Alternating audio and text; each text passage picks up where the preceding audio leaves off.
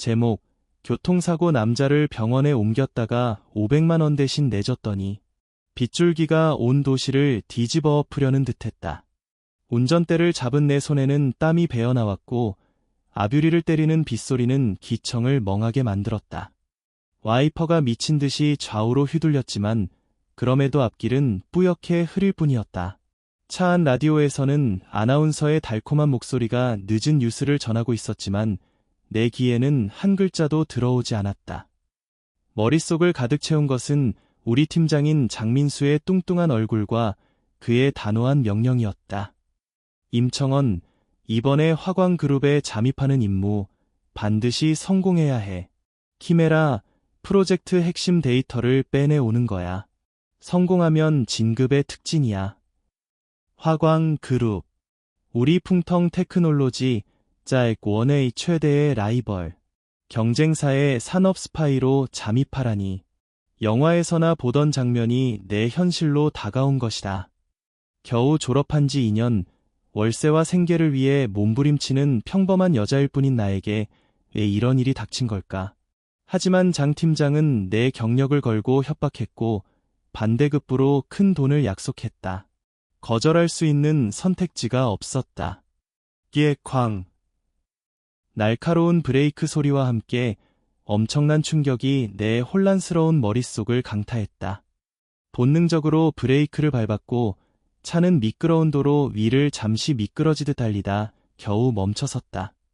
앞쪽 불과 몇 미터 지점에서 한 대의 검은색 벤틀리가 통제 불능 상태의 트럭과 정면으로 충돌했다.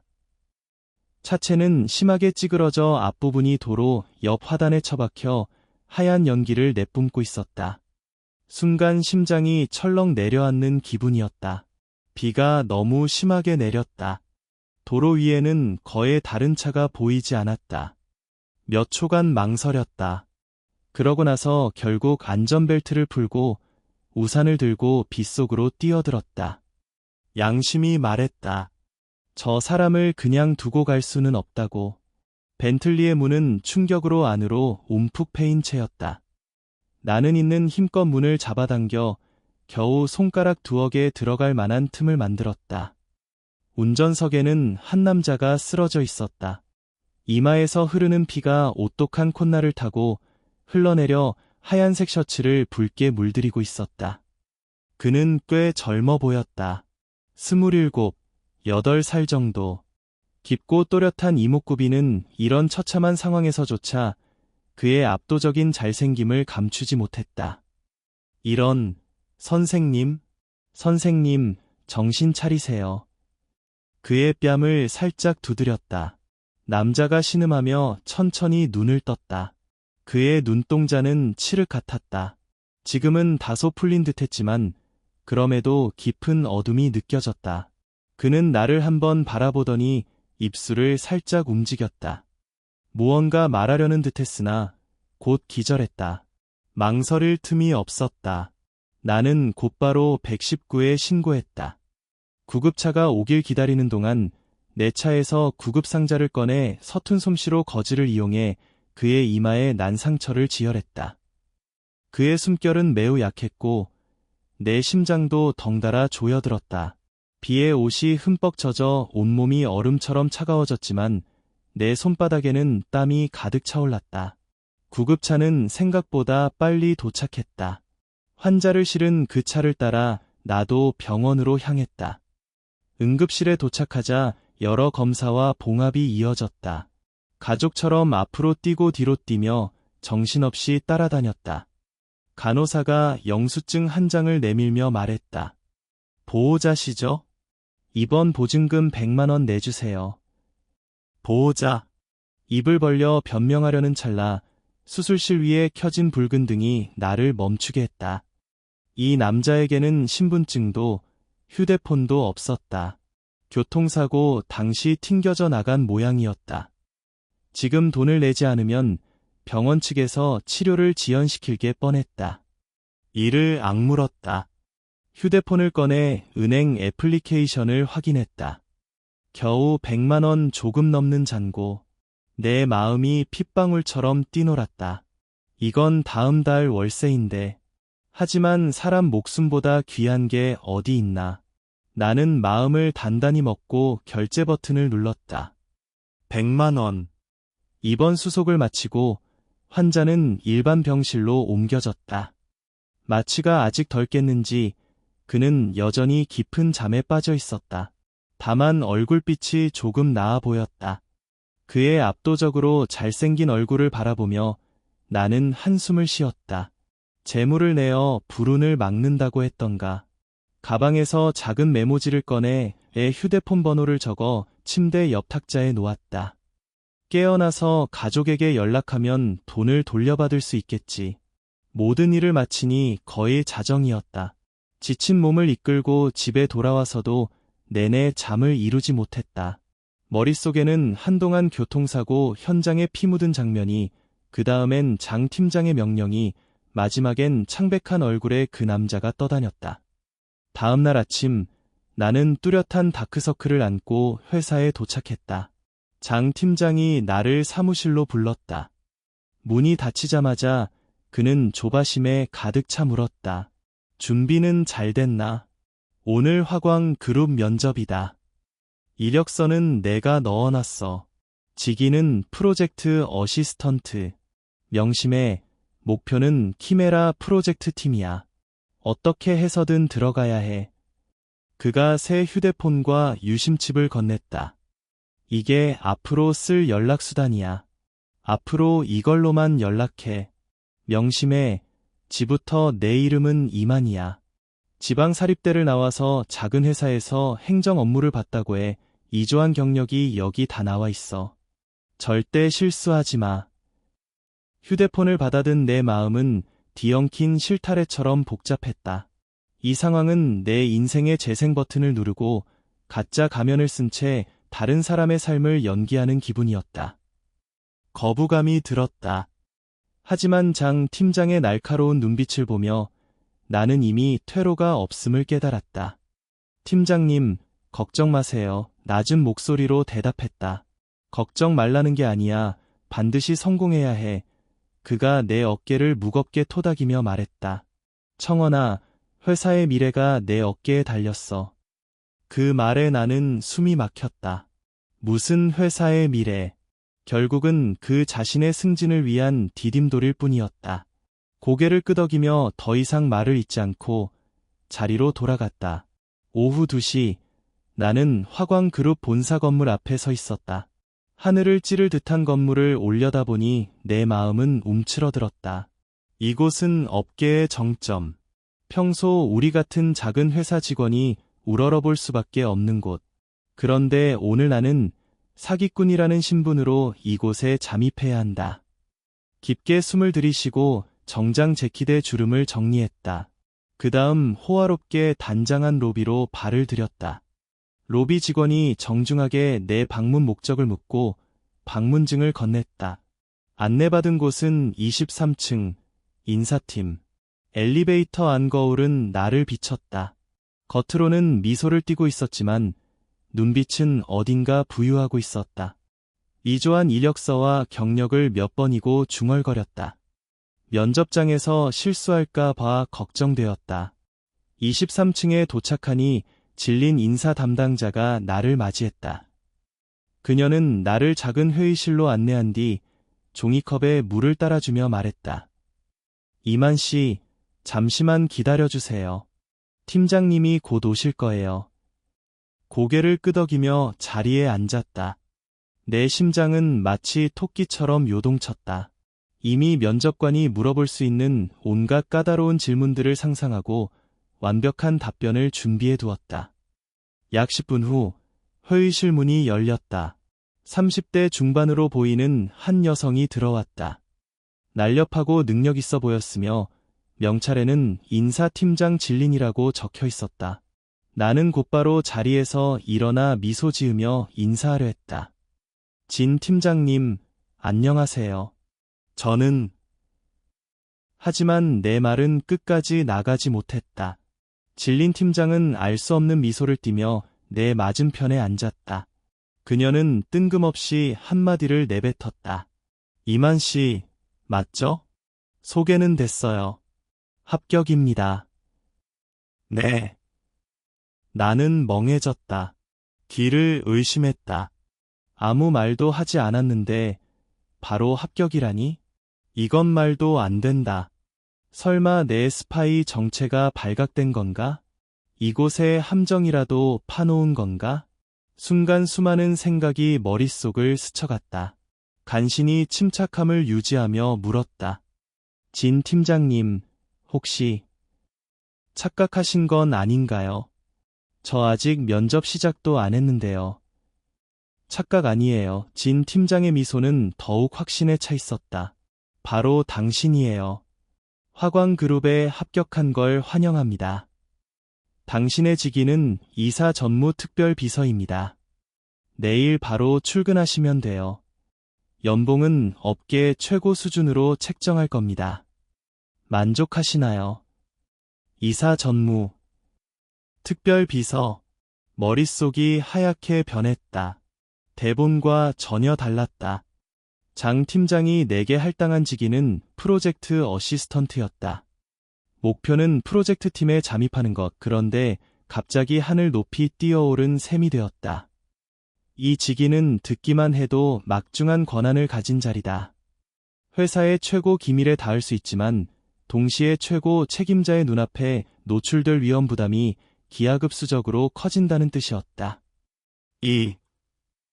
이건 너무 갑작스러운데요. 나는 더듬더듬 말했다.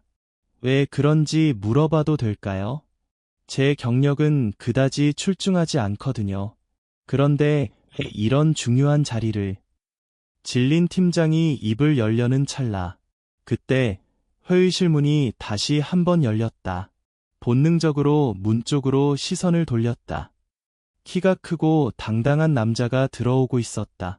그는 군더더기 없이 깔끔하게 맞춰진 검은색 수트를 입고 있었다. 그의 존재감은 회의실 공기를 순간 얼어붙게 만들었다.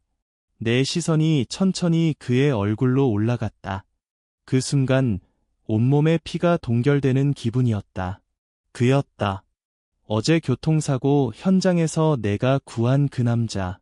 머리에는 하얀 붕대가 감겨 있었다. 하지만 그의 잘생김을 조금도 손상시키지 않았고 오히려 깨지기 쉬운 듯한 위태로움이 더해졌다.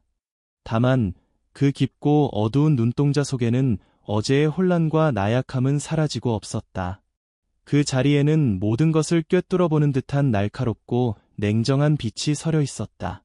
그는 그렇게 문 앞에 우뚝 서서 나를 응시하고 있었다. 마치 보이지 않는 그물로 나를 단단히 올가매는 듯했다. 이사 전무님, 질린 팀장이 자리에서 일어나 공손하게 인사했다. 이사 전무. 그 두 단어가 머릿속에 천둥처럼 울려 퍼졌다. 나는 얼음이 된 채 멍하니 그를 바라보았다. 꿈에도 생각하지 못했다. 내가 어제 우연히 구한 한낱 행인이 바로 화광그룹의 새 이사 전무일 줄이야. 세상이 이렇게 좁다니. 자리에 굳어버린 나는 머릿속이 백지가 되었다. 잠입 임무, 이조한 신분, 장 팀장의 부탁. 모든 것이 이 순간 거대한 조롱거리로 변해버렸다. 나는 마치 알몸으로 무대 중앙에 서서 모두의 심판과 비웃음을 받는 꼴이었다. 끝났다. 모든 것이 끝났다. 내 스파이 정체가 들통난 게 분명했다. 그가 병원에서 이미 내 진짜 정보를 알아냈음에 틀림없다. 그래서 오늘 이 면접은 나를 위해 마련된 맞춤 함정이었던 것이다. 이사 전무라 불리는 남자가 천천히 나에게 다가왔다. 구두 바닥이 바닥을 밟을 때마다 둔탁한 소리가 났다. 그 소리가 내 심장을 짓밟은 듯했다. 그가 내 맞은편 자리에 앉았다. 질린 팀장은 재빨리 나가며 문을 닫았다. 작은 회의실에는 우리 둘만 남았다. 공기는 답답해서 숨쉬기조차 힘들었다. 고개를 숙여 그의 눈을 마주치지 못했다. 책상 아래 두 손은 꽉 쥐어져 있었고 손바닥은 식은땀으로 흠뻑 젖어 있었다. 심판을 기다리는 기분이었다. 경찰에 신고할지 아니면 경비원을 불러 나를 던져버릴지. 하지만 예상했던 분노의 천둥은 다가오지 않았다. 고개 들어. 낮고 중저음이며 마력을 품은 목소리가 울렸다. 몸이 굳었다. 기계적으로 고개를 들어 그의 탐구하는 듯한 눈동자와 마주쳤다. 내 이름은 임청원. 그의 말투는 평범했다. 화가 나 있는지 기쁜지 알 수 없었다. 역시 내 진짜 이름을 알고 있었다. 내 마음속 마지막 희망은 산산조각 났다. 이제 와서 속임수를 부리는 건 무의미했다. 나는 차라리 마음을 단단히 먹고 고개를 끄덕이며 인정했다. 네. 풍텅 테크놀로지, 마케팅팀, 프로젝트 기획. 그가 내 직위 정보를 천천히 읊었다. 그 한마디 한마디가 총알처럼 내 심장을 정확히 관통했다. 안색이 창백해졌다. 입술이 떨렸지만 아무 말도 나오지 않았다. 어제 병원에서 고마웠어요. 그가 말을 돌려 갑자기 어제 일을 꺼냈다. 그 100만 원은 10배로 돌려줄게요. 아, 아니에요. 괜찮습니다. 나는 본능적으로 거절했다. 내가 그를 구한 것은 단지 본능에서 비롯된 행동이었다. 보답을 바라지 않았다. 게다가 지금은 내 신세도 걱정해야 하는 판에 무슨 돈 생각이랴. 그가 살짝 웃는 듯했다. 그 웃음소리에는 어렴풋한 조롱이 섞여 있었다. 뭐야, 너희 풍텅 테크놀로지가 보낸 건 목숨을 구해준 은혜를 이용해 우리 회사 기밀을 더 쉽게 빼내려는 심산이야. 아닙니다. 나는 황급히 부인했다. 제가 당신을 구했을 땐 당신이 누군지 몰랐어요. 이건 순전히 우연이었다고요. 우연. 그가 눈썹을 치켜 올리며 몸을 살짝 앞으로 기울였다. 순간 강력한 압박감이 나를 덮쳤다. 그럼 오늘 여기에 나타난 것도 우연인가요? 임청원 씨. 나는 그 말에 할 말을 잃었다. 맞다. 그를 구한 것은 우연이었다. 하지만 오늘 내가 이곳에 스파이로 온 것은 계획적이었다. 모든 것을 꿰뚫어보는 듯한 이 남자의 시선 앞에서 내 모든 거짓말과 위장은 너무나도 창백하고 무력하게 느껴졌다. 내 머릿속은 엄청난 속도로 회전하고 있었다. 자백하는 것이 나을까? 아니면 끝까지 부인할까? 장 팀장 쪽은 어떻게 하지? 만약 내가 자백하면 나는 명예훼손은 물론이고 감옥에 갈 수도 있다. 그리고 풍텅은 당연히 나를 버릴 것이다. 모든 관계를 끊어버리겠지. 내 얼굴에 오가는 음울한 표정을 바라보던 그가 인내심을 잃은 듯했다. 그가 등받이에 몸을 깊숙이 기대며 책상 위에 두 손을 포개고 담담하게 말했다. 아직 할 말을 정하지 못한 모양이군. 하지만 괜찮아. 대충 짐작은 간다. 너희 장 팀장이 원하는 건 키메라 프로젝트 데이터겠지? 장 팀장까지 알고 있었다. 이 순간 나는 마침내 모든 저항을 포기했다. 그 앞에서 나는 마치 완전히 투명한 인간처럼 아무 비밀도 가질 수 없었다. 기운이 빠져 어깨가 축 늘어졌다. 온몸에 힘이 빠져나가는 기분이었다. 어떻게 할 셈이에요? 고개를 들어 그를 바라보았다. 내 목소리는 절망에 가득 차 떨렸다. 그는 내 질문에 곧바로 대답하지 않았다. 대신 엉뚱한 질문을 던졌다. 넌 왜 이 일을 하기로 했어? 내가 알기로 내 풍텅에서의 경력은 깔끔하고 실적도 좋더라. 돈 때문에 이런 위험한 짓을 할 사람으로는 안 보였는데. 그의 말에 나는 멍해졌다. 그는 내 신분뿐만 아니라 내 경력까지 조사한 거였다. 언제 알게 된 거지? 병원에서 깨어난 뒤였을까? 나는 씁쓸하게 웃으며 자조 섞인 목소리로 말했다.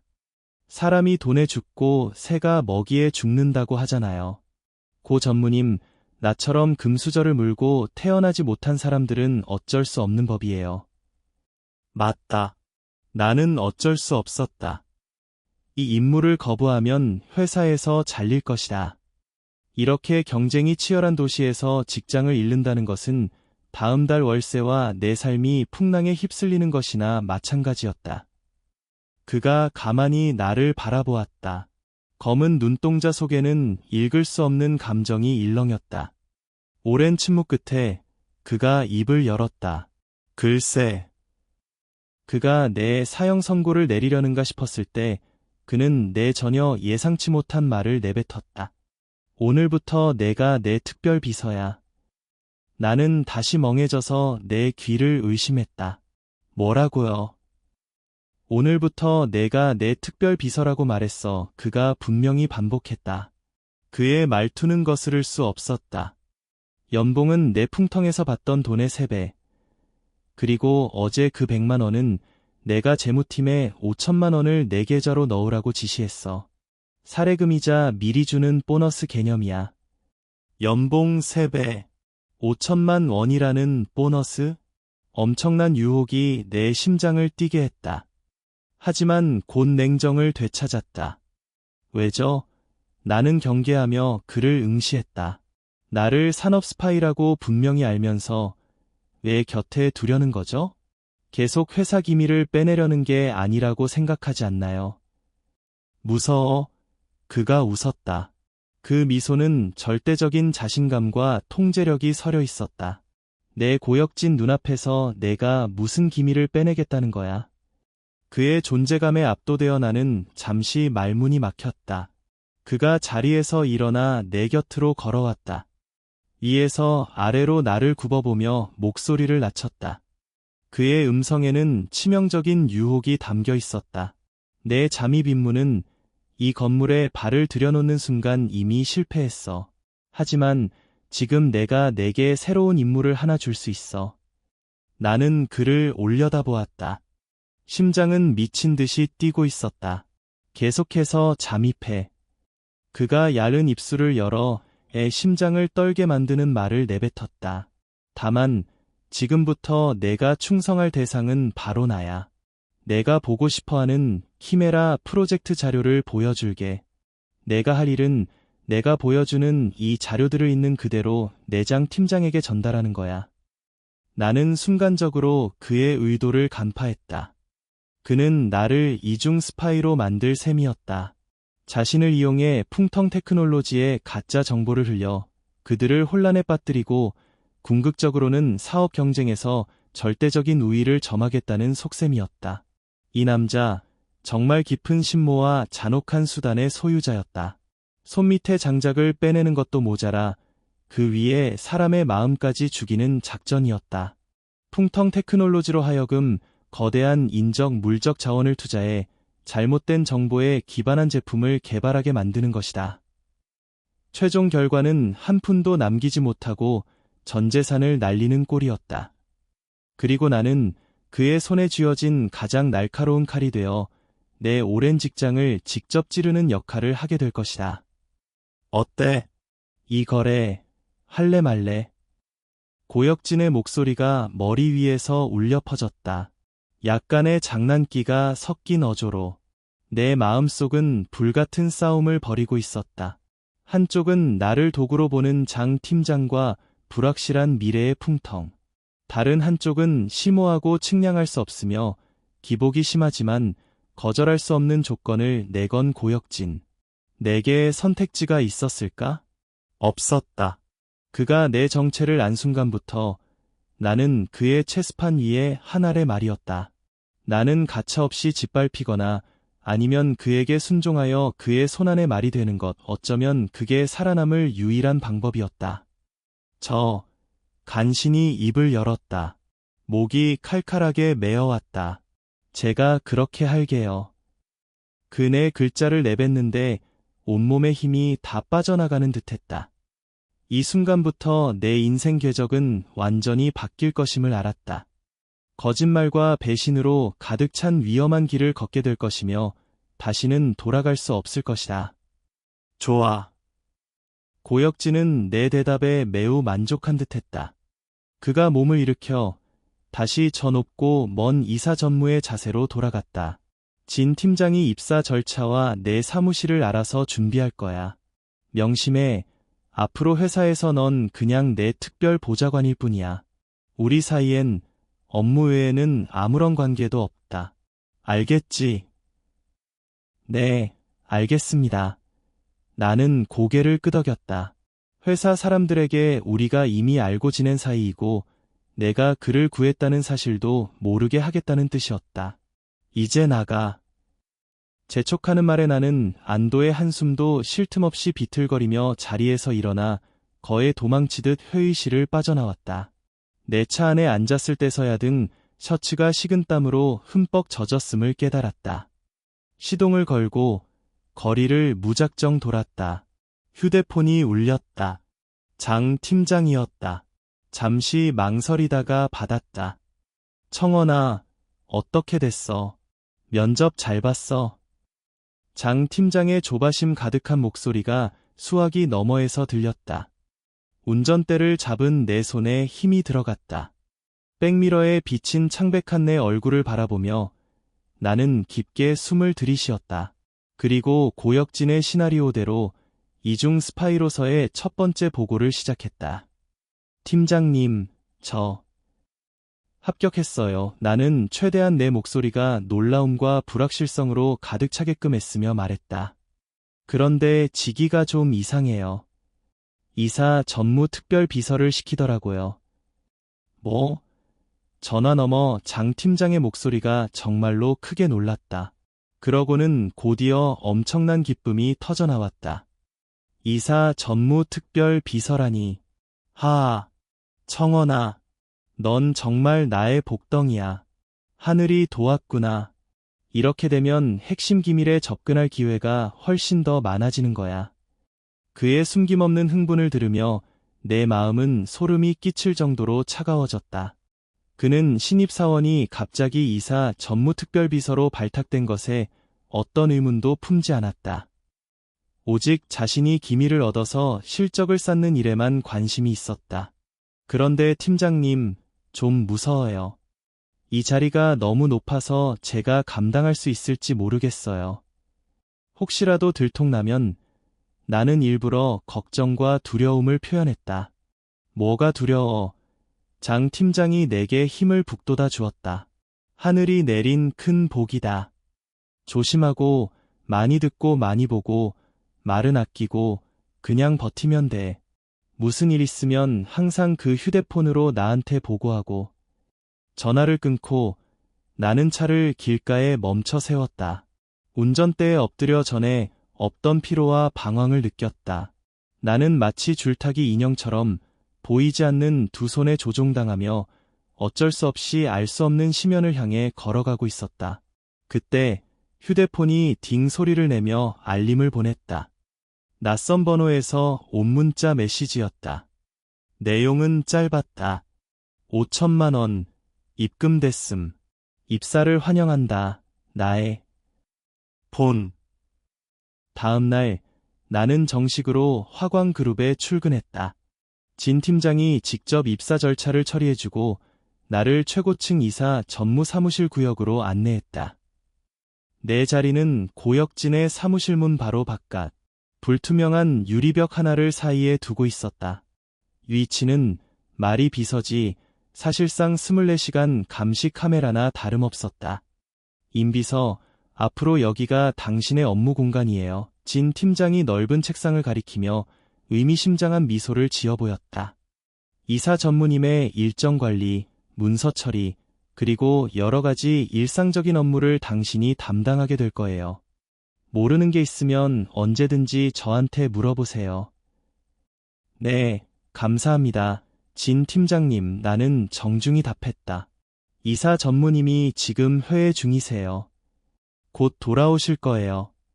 우선 환경에 익숙해지세요. 진 팀장이 그 말을 남기고 하이힐 소리를 우아하게 울리며 자리를 떴다. 아무도 없는 사무실에 서서 눈앞에 이 모든 것들을 바라보았다. 마치 꿈을 꾸는 기분이었다. 새 컴퓨터, 고급스러운 사무용품, 전용 커피 머신까지. 이 모든 것은 화광그룹의 엄청난 재력을 상징하는 동시에 내가 이곳과 얼마나 동떨어져 있는지 더욱 뚜렷이 깨닫게 해주었다. 깊게 숨을 들이쉬고 책상 앞에 앉아 컴퓨터를 켰다. 회사 내부 시스템과 파일들을 익히기 시작했다. 얼마 지나지 않아 사무실 문이 열렸다. 고혁진이 들어왔다. 그는 오늘 짙은 회색 수트를 입고 있었는데 넥타이는 하지 않았고 셔츠에 단추 2개를 풀어 어제의 날카로운 느낌보다 훨씬 편안해 보였다.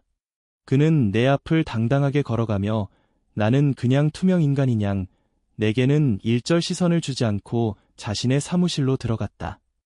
나는 상황을 간파하고 조용히 계속 일을 했다. 잠시 후 내선 전화가 울렸다. 커피 한 잔 타들어와 고혁진의 짧고 차가운 목소리였다. 네. 나는 커피를 타서 그의 사무실로 들어갔다.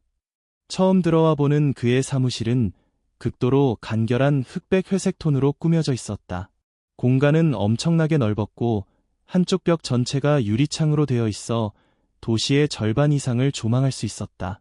고혁진은 거대한 책상 뒤에 앉아 서류를 살펴보고 있었다. 나는 커피를 그가 손 닿는 곳에 살며시 내려놓으며 낮은 목소리로 말했다. 이사 전무님, 커피 나왔습니다. 그는 하는 짧은 대답만 했을 뿐 고개를 들지 않았다. 내가 조용히 물러나려는 찰나 그가 갑자기 입을 열었다. 오늘 밤 풍텅의 장 팀장이 내게 첫 번째 지시를 내릴 거야. 키메라 프로젝트의 기본 프레임워크 문서를 빼내라고 할 거다. 나는 깜짝 놀라 발걸음을 멈췄다. 그가 서랍에서 USB 메모리 하나를 꺼내 책상 위에 던졌다. 안에 있는 게 내가 훔쳐서 그에게 줘야 할 내용이야. 깔끔하게 처리하고 흔적 남기지 말고. 작은 USB 메모리가 내 눈에는 마치 천근만근으로 느껴졌다. 이것이 내 이중 스파이로서의 첫 번째 임무였다. 네, 나는 USB를 집어 손바닥 속에 꼭 쥐고 사무실을 나왔다. 하루 종일 마음이 불안했다. 고혁진은 더 이상 나를 찾지 않았다. 사무실은 키보드 소리만이 유일한 소음인 고요함 속에 잠겨 있었다.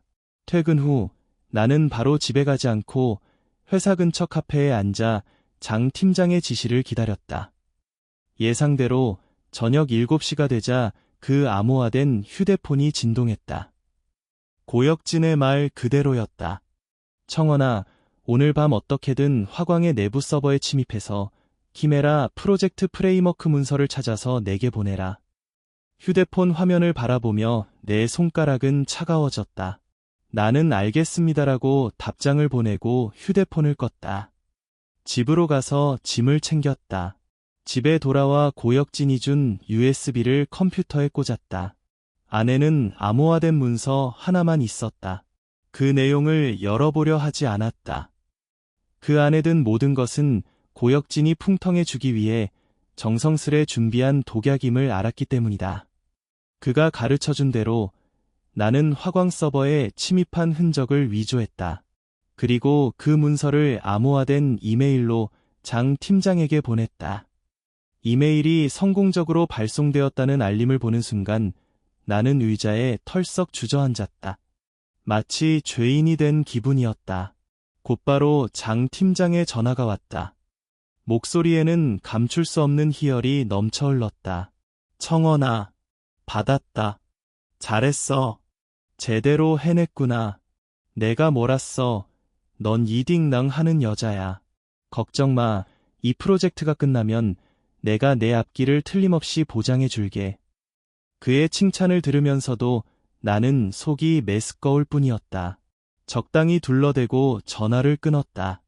다음날 회사에 돌아왔을 때도 나는 하루 종일 기술부서에서 어젯밤의 침입 흔적을 발견하지나 않을까 전전긍긍했다. 그러나 아무 일도 일어나지 않았다. 모든 것이 평온했다.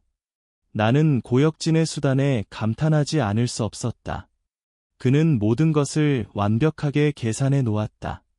오후, 고혁진이 나를 사무실로 불렀다. 일 잘 처리했어. 그가 나를 바라보며 약간의 칭찬이 담긴 눈빛을 보냈다. 장 팀장이 꽤 만족한 모양이네. 나는 고개만 끄덕이며 아무 말도 하지 않았다. 이건 시작일 뿐이야. 그가 말투를 바꿔 엄숙하게 말했다. 앞으로 더 많은 핵심 내용을 내게 접근하게 해줄 거야. 내가 할 일은 내 역할을 잘 연기해서 그의 완전한 신뢰를 얻는 거야. 알겠습니다. 나는 낮은 목소리로 대답했다. 그때였다. 사무실 문이 노크 소리와 함께 열렸다. 요란스럽게 꾸민 한 여자 직원이 들어왔다. 그녀는 나를 보자마자 눈빛에 멸시와 적의를 담아 보냈다. 이사 전무님, 다음 분기 신제품 발표회 계획안입니다. 검토 부탁드립니다. 그녀가 파일 하나를 고혁진의 책상 위에 내려놓으며 말했다. 목소리는 달콤하게 젤라틴이라도 넣은 듯 찐득거렸다. 이 여자가 누군지 나는 알고 있었다. 이름은 에이미, 기획부서의 팀장이었다. 이사 전무특별비서 자리를 항상 노리고 있었다고 했다. 내가 특채된 것을 두고 그녀는 속으로 몹시 꼬였을 게 분명했다. 고혁진은 눈꺼풀 하나 까딱하지 않았다. 그는 나를 가리키며 에이미에게 말했다. 앞으로 이런 건 그냥 임 비서한테 보내. 일일이 나한테 올릴 필요 없어. 에이미의 얼굴이 순식간에 굳어졌다. 그녀는 나에게 칼날 같은 시선을 날렸다. 나는 느낄 수 있었다. 화광그룹에서의 나날이 그리 순탄치 않으리라는 것을. 에이미의 괴롭힘은 예상대로 곧바로 시작되었다. 고혁진은 일부러 나를 시험하려는 듯 많은 부서와의 협업 업무를 나에게 맡겼다. 그리고 에이미가 이끄는 기획부서는 나와 업무상 교류가 가장 잦은 부서 중 하나였다. 그녀는 항상 나를 곤란하게 만드는 방법을 궁리했다. 가령 계획안 제출 시간을 일부러 늦춰서 내가 마감 시간 직전에 허둥지둥하게 만들거나 제출하는 파일에 일부러 사소한 오류를 심어 놓은 다음 내가 그걸 고혁진에게 전달하면 그녀가 나타나 내 업무 태도를 질타하는 식이었다. 이런 작은 술책들에 나는 그냥 묵묵히 참아냈다. 지금 내 신분은 특별하다. 행동은 조용하고 신중해야 한다. 쓸데없는 문제를 일으켜서는 안 된다. 나는 매일 야근을 하면서 모든 서류를 3번 이상 반복 검토했다. 에이미가 흠잡을 틈을 주지 않으려고. 하지만 내 양보가 평화를 가져온 것은 아니었다. 오히려 에이미의 행동은 더 도를 넘었다. 어느 날 오후, 고혁진이 나에게 키메라 프로젝트의 시장 전망 분석 보고서를 작성하라는 지시를 내렸다. 그리고 풍텅에 보낼 가짜 보고서여야 하며 완벽하게 위조해서 실제로 보일 것을 명확히 요구했다. 이 보고서는 엄청난 양의 데이터를 필요로 했다. 기획부서, 마케팅부서, 데이터 분석부서, 세 부서의 자료를 통합해야 했다. 나는 즉시 세 부서의 책임자에게 이메일을 보내 퇴근 시간까지 관련 데이터를 보내달라고 요청했다. 다른 두 부서는 곧바로 답변을 보내왔지만 에이미의 기획부서만은 소식이 없었다. 퇴근 시간이 다 되어가자 나는 어쩔 수 없이 기획부서로 직접 발걸음을 옮겼다. 에이미는 팀장실에 앉아 여유롭게 커피를 마시고 있었다. 나를 보자 그녀는 눈꺼풀 하나 까딱하지 않고 얼음 같은 말투로 말했다. 어머, 이게 누구야? 이사 전무님 곁에 큰 붉은 사람임 비서님이잖아? 무슨 바람이 불어서 이렇게 초라한 우리 곳까지 발걸음하셨나? 에이미 팀장님, 나는 화를 가라앉히며 최대한 평온한 어조로 말했다. 제가 오후에 보낸 메일 받으셨나요? 키메라 프로젝트 관련 시장 데이터 말인데요. 이사 전무님께서 매우 급하게 재촉하고 계십니다. 받았지. 에이미가 커피잔을 내려놓으며 게으르게 말했다. 그런데 마침 우리 부서 오늘 모두가 바빠서 내가 말한 그런 데이터를 정리할 여유 인력이 전혀 없네. 어쩔 수 없지. 임 비서가 직접 우리 부서 자료실에서 찾아가든가. 노골적인 괴롭힘이었다. 부서 자료실에는 산더미 같은 파일이 쌓여 있었고 대부분 종이 문서였다. 거기서 내가 필요한 데이터를 찾는 것은 밑 빠진 독에 물 붓기나 다름없었다. 내가 다 찾고 나면 이미 때는 늦었다. 에이미 팀장님, 이 보고서는 이사 전무님께서 매우 급하게 요청하신 겁니다. 만약 데이터가 준비되지 않아 지연된다면 나는 고혁진을 내세워 그녀를 압박하려 했다. 하지만 에이미는 전혀 개의치 않았다. 그녀는 냉소하며 말했다. 지연된다면 어쩌라고? 이사 전무님의 질책이라면 내가 온전히 감당하겠다. 그런데 임비서, 아는 사람 뒤에 붙어서 들어온 당신 같은 사람이 무슨 자격으로 여기서 나에게 이래라 저래라 하는 거야. 그녀의 말은 점점 더 험악해졌다. 기획부서의 다른 동료들도 하나둘 나에게 이상한 시선을 보내기 시작했다. 이 여자와 더 이상 말 섞어봐야 소용없음을 알았다. 깊게 숨을 들이쉬고 나는 그 자리를 떴다. 사무실로 돌아와 빈 메일함을 바라보니 마음이 조급해졌다. 이 보고서는 고혁진의 계획에서 중요한 한 축이었다. 절대 실패해서는 안 됐다. 진퇴양난에 빠져있던 찰나 문득 한 방법이 떠올랐다. 기획부서의 전자데이터는 얻을 수 없지만 회사 내부 데이터베이스를 통해 다른 두 부서의 데이터를 결합하고 데이터 모델을 이용해 추론과 예측을 시도해 볼 수는 있었다. 매우 복잡하고 엄청난 시간과 정신력을 필요로 했지만 가만히 앉아서 죽을 바에는 차라리 이게 나았다.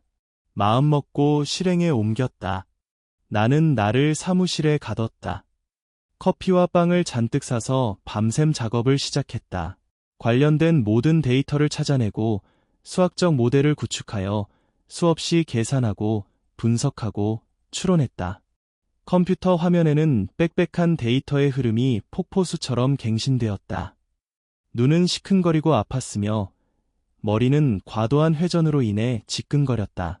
나는 작업에 완전히 몰두하여 시간이 어떻게 흐르는지 깨닫지 못했다. 언제였을까? 사무실 문이 갑자기 열렸다. 나는 깜짝 놀라 뒤를 돌아보았다. 고혁진이 서 있었고 손에는 도시락 가방을 들고 있었다. 아직도 일하고 있어? 그는 눈살을 찌푸리며 내게로 다가와 도시락을 내 책상 위에 내려놓았다. 죽고 싶어.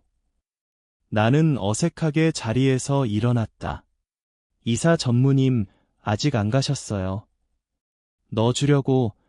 그는 내 질문에 대답하지 않고 턱으로 도시락을 가리켰다. 먹고 나서 해. 뚜껑을 열어보니 따끈한 죽과 몇 가지 정갈한 반찬이 들어있었다. 순간 위장부터 따뜻함이 스며들었다.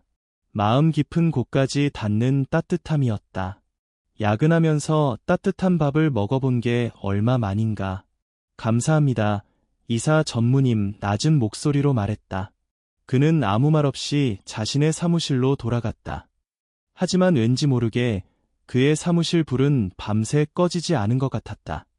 커피와 야식의 힘으로 다음날 아침 나는 결국 출근 시간 전에 완전하고 상세하며 정확한 데이터로 가득 찬 분석 보고서를 고혁진의 책상 위에 올려놓을 수 있었다. 보고서에서 빠진 모든 데이터는 내가 모델을 통해 추론하여 완벽하게 메워 놓았다. 일이 끝난 후 나는 책상에 엎드려 깊은 잠에 빠졌다. 얼마나 잤을까?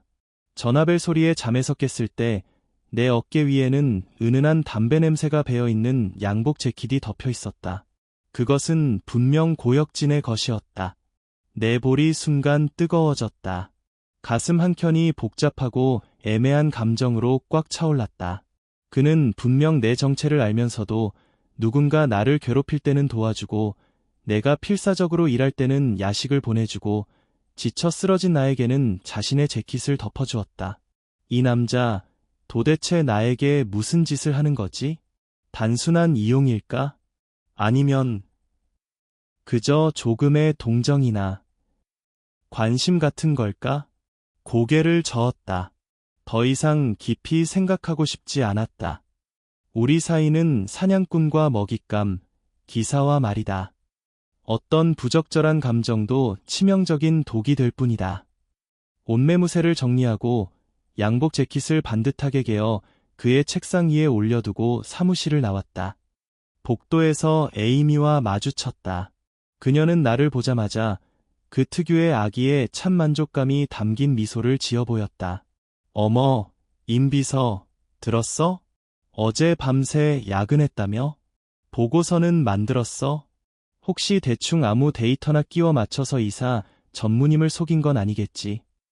나는 그녀를 무시하고 그냥 지나쳐갔다. 이런 인간에게 어떤 말대꾸도 소용없다. 오전 부서 정례회의에서 고혁진은 내가 만든 그 보고서를 모두가 보는 앞에서 대형 스크린에 띄웠다. 키메라 프로젝트의 시장 전망에 대한 이 분석 보고서는 임 비서가 단 하룻밤 만에 독자적으로 완성한 것입니다. 고혁진의 목소리는 크지 않았지만 거스를 수 없는 위험이 서려 있었다. 보고서 속 모든 데이터는 근거가 명확하고 논리는 깔끔하며 분석은 매우 날카롭습니다. 나는 매우 만족합니다. 그는 잠시 멈추었다. 자리에 앉아있는 모든 이를 훑어보았다. 그리고 마지막으로 얼굴이 새하얗게 질린 에이미에게 시선을 고정했다. 그런데 이 보고서가 준비되는 과정에서 어떤 부서에서는 일절 협조 없이 오히려 이래라 저래라 곤란을 줬다고 들었습니다. 회의실의 공기가 순간 영하로 떨어졌다. 모든 시선이 에이미를 향했다. 에이미의 얼굴은 새빨갛게 혹은 시뻘겋게 변했다. 그녀는 일어나 더듬더듬 변명했다. 이사 전무님, 그건 오해입니다. 우리 기획부서는 어제 정말 너무 바빠서 고혁진이 냉소했다. 한 부서가 하나의 데이터 파일조차 보낼 사람 한 명 없는 수준으로 바쁘다는 거야. 에이미 팀장, 화광그룹은 빈둥거리는 사람이나 아니면 남과 내전만 일삼고 팀워크 정신없는 사람을 두는 곳이 아닙니다. 오늘부터 당신은 출근하지 않아도 됩니다. 에이미는 완전히 굳어버렸다. 그녀는 고혁진이 이렇게 무자비하게 모두 앞에서 자신을 당장 해고할 줄은 꿈에도 몰랐다. 이사 전무님, 제가 잘못했어요. 한 번만 더 기회를 주세요. 그녀는 울먹이며 빌기 시작했다. 하지만 고혁진은 그녀에게 다시는 시선을 주지 않았다. 그저 진린에게 말했다. 진 팀장, 절차에 따라 처리하세요. 그리고는 회의를 끝내고 자리에서 일어나 회의실을 나갔다. 전체 과정은 깔끔하고 단호했다. 모든 사람이 그의 즉결 처분 같은 행동에 압도되었다. 그리고 나를 다시 바라보는 시선 속에는 존경과 두려움이 더해져 있었다. 고혁진이 산의 호랑이를 때려 원숭이를 겁준 것이다. 그는 에이미의 결과를 이용해 회사 내 다른 사람들에게 임청원은 자신의 사람이니 누구도 그녀를 건드리면 자신과 맞서는 것임을 경고한 것이다. 내 마음은 복잡했다. 한편으로는 그의 이런 거만한 보호에 묘하게 안도감이 느껴졌다. 그러나 다른 한편으로는 그와 더욱 단단히 묶여 이제는 어떤 식으로든 빠져나갈 수 없음을 더욱 선명하게 깨달았다. 회의가 끝난 후 사무실로 돌아와도 내 마음은 한동안 가라앉지 않았다. 고혁진도 곧 들어왔다. 그는 아무 일도 없었다는 듯 평온하게 업무를 처리했다. 고마워요. 한참 망설이다가 나는 그에게 다가가 낮은 목소리로 말했다. 그는 서류에서 시선을 들어 나를 바라보았다. 담담하게 말했다. 내가 도와줘서가 아니라 이사 전무로서 내 권위를 유지하는 것일 뿐이다. 내 팀에 불협화음이 나는 걸 원하지 않아. 그는 입으로는 그렇게 말했지만 나는 알았다. 이것은 단지 그의 핑계에 불과하다는 것을. 그날 이후로 회사에서 더 이상 나에게 노골적으로 방해하는 사람은 없었다. 내 업무는 훨씬 순조로워졌다. 그리고 나와 고혁진 사이에도 어쩐지 미묘한 변화가 생기기 시작했다. 우리는 여전히 상사와 부하였다. 그는 여전히 저 높고 먼 이사 전무였고 나는 여전히 조심스러운 비서였다. 하지만 업무 외에도 우리는 가끔 몇 마디씩 나누기도 했다. 그는 내게 저녁은 먹었는지 묻기도 했고 비가 올 때는 우산을 챙기라고 알려주기도 했다. 어느 날은 내가 위염으로 안색이 안 좋다고 직접 차를 몰고 나를 병원에 데려다 주기까지 했다. 이렇게 무심해 보이는 스침 속에서 나는 조금씩 다른 모습의 고혁진을 알게 되었다. 그는 겉보기처럼 냉혹한 인물이 아니었다. 그가 화광그룹을 인수한 것은 아버지가 갑작스럽게 돌아가신 후 위기에 처한 상황에서였다. 회사 내부에는 그 풋내기에게 공개적으로 반발하는 나이를 업은 원로 이사들이 많았다. 그는 매일 엄청난 압박 속에서 내후회환에 시달리고 있었다. 그는 심지어 내게 그 교통사고가 결코 우연이 아니라고 고백했다. 회사 내부의 누군가가 그의 이사 전무 취임을 막기 위해 치밀하게 계획한 살인 미수였다고. 이 말을 듣고 나는 이루 말할 수 없이 충격을 받았다. 그가 처한 환경이 내가 감당하는 조그마한 산업 스파이 역할보다 훨씬 위험하다는 것을 깨달았다. 나는 그에게 조금씩 동정심을 느끼기 시작했다. 그리고 마음이 조금씩 아파지기도 했다. 내 마음이 조금씩 통제 불능 상태에 빠지고 있음을 깨달았다. 그에게 가져서는 안 될 감정이 싹트고 있었다. 그의 한마디 한마디에 심장이 빨리 뛰고 그의 찌푸린 이마에 근심을 하게 되었다. 나는 수없이 되뇌었다. 임청원, 정신 차려. 그는 너의 적이다. 그는 너를 이용하고 있어. 너희 사이는 절대 있을 수 없어. 하지만 감정이라는 것은 이성만으로 통제할 수 있는 것이 아니었다. 고혁진의 허락 아래 나는 몇 번이고 장 팀장에게 키메라 프로젝트의 핵심 자료들을 전달했다. 매 자료는 극도로 정교하게 위조되었고 서로 긴밀하게 연결되어 장 팀장으로 하여금 깊이 믿게 만들었다. 풍텅 테크놀로지 쪽은 이미 전문 프로젝트 팀을 꾸리고 수백억 원의 자금을 투자하여 내가 제공한 이 가짜 자료들에 의존하여 경쟁 제품을 개발하는 데 밤낮을 가리지 않고 있었다. 장 팀장은 매일같이 신바람이 났다. 전화 통화마다 나를 칭송하며 그들의 제품이 출시되면 반드시 화광그룹을 완전히 무너뜨릴 것이고 그때 내가 회사의 1등 공신이 될 거라고 말했다. 그의 장대한 포부를 들을수록 나는 그것이 얼마나 비꼬는 상황인지 실감했다. 그는 마치 눈이 먼 노름꾼처럼 자신의 모든 판돈을 지는 판에 신나서 걸어대고 있었다. 그리고 나는 그에게 가짜 희망을 건네주는 딜러였다. 어느 날 고혁진이 나를 사무실로 불렀다. 그의 표정은 한 번도 본 적 없는 엄숙함이었다. 그물을 거둘 때가 됐어. 그가 말했다. 풍텅 쪽은 아마 제품 개발 막바지 단계에 접어들었을 거야. 내가 이 마지막 그리고 가장 중요한 설계도를 장 팀장에게 전달해야 해. 그가 암호화된 하드 드라이브를 내게 건넸다. 이 설계도에는 내가 치명적인 논리적 결함을 하나 심어 놓았어. 고혁진의 눈빛에 서늘한 빛이 스쳤다. 그들이 이 설계도대로 칩을 생산하기만 하면 그들의 제품이 가동될 때 대규모 시스템 붕괴가 발생할 거야.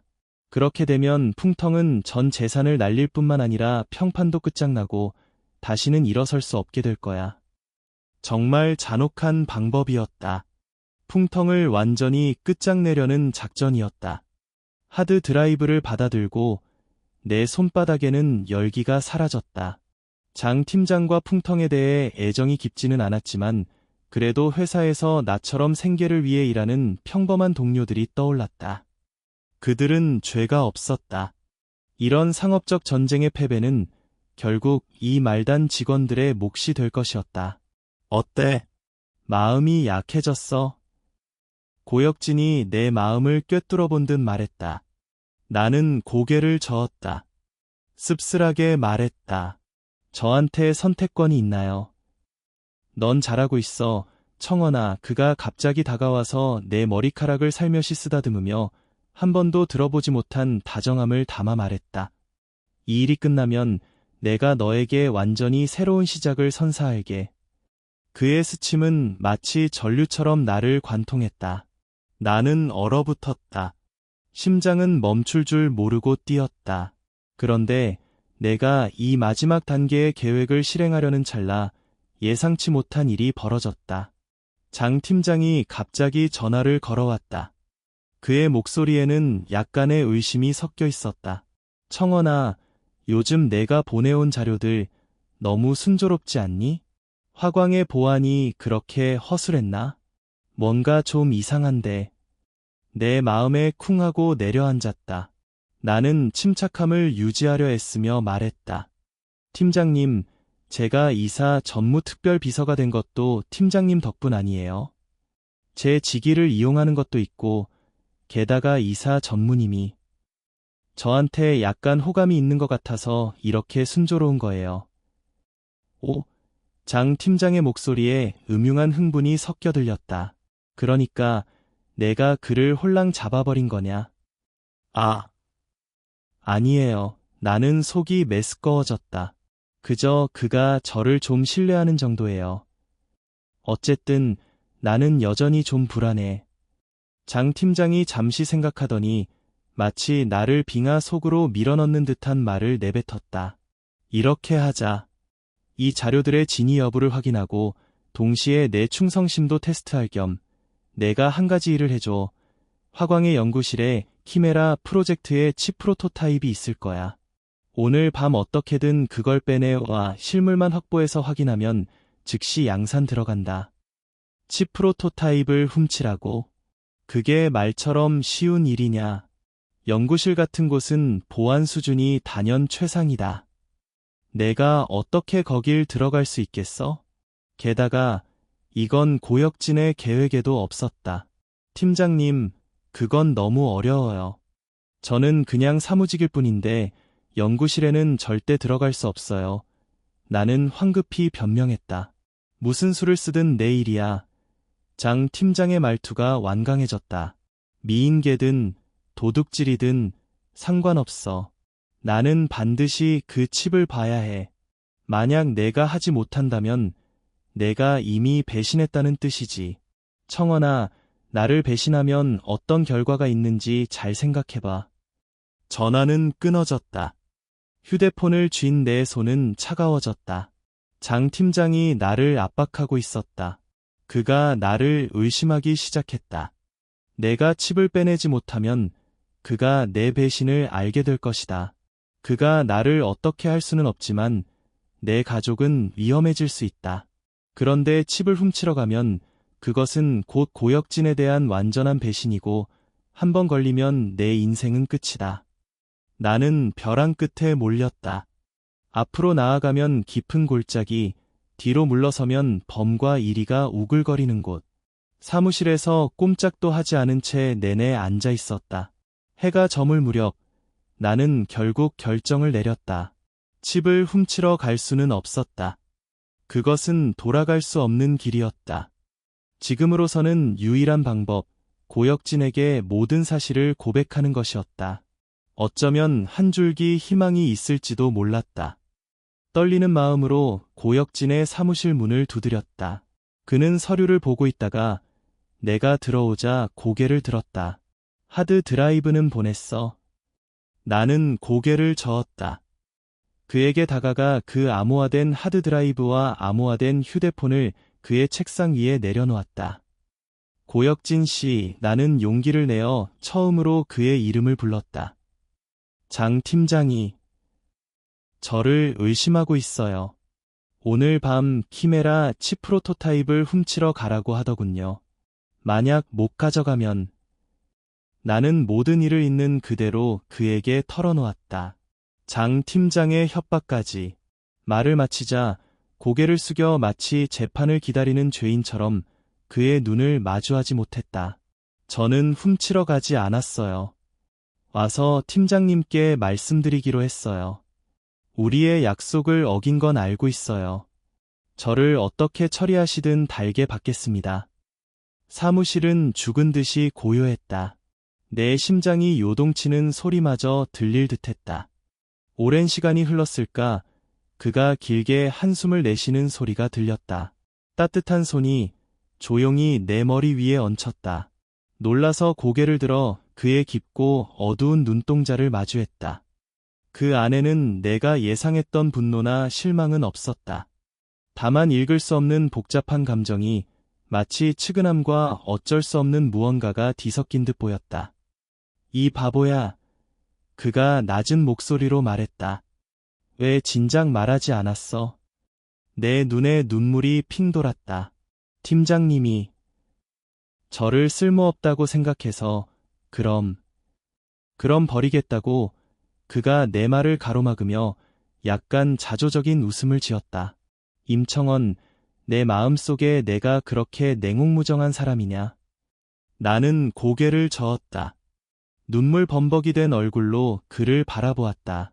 그가 손을 내밀어 엄지손가락으로 내 뺨의 눈물을 살며시 닦아주었다. 그 움직임이 믿기지 않을 정도로 다정했다. 자, 그만 울어. 이 일은 내게 맡겨. 그날 밤 고혁진과 나는 함께 한 편의 도난 실패 드라마를 연출했다. 나는 원래 계획대로 깊은 밤에 회사에 잠입했다. 물론 이 모든 것은 고혁진의 계획 아래 진행되었다. 나는 아슬아슬하게 몇 군데의 감시 카메라를 피해 연구실 문 앞까지 도착했다. 내가 고혁진이 준 예비카드로 문을 열려는 찰나 귀청을 찢는 경보음이 울려 퍼졌다. 복도는 순간 백색광으로 환해졌고 몇몇 경비원이 어둠 속에서 튀어나와 나를 에워쌌다. 나는 현행범으로 체포되었다. 잠시 후 고혁진이 급히 달려왔다. 그는 모든 경비원 앞에서 내게 극도로 분노하며 배은망덕한 인간, 산업 스파이라고 질타한 뒤 즉시 나를 해고한다고 발표했다. 그리고 나에게 법적 책임을 묻겠다고 덧붙였다.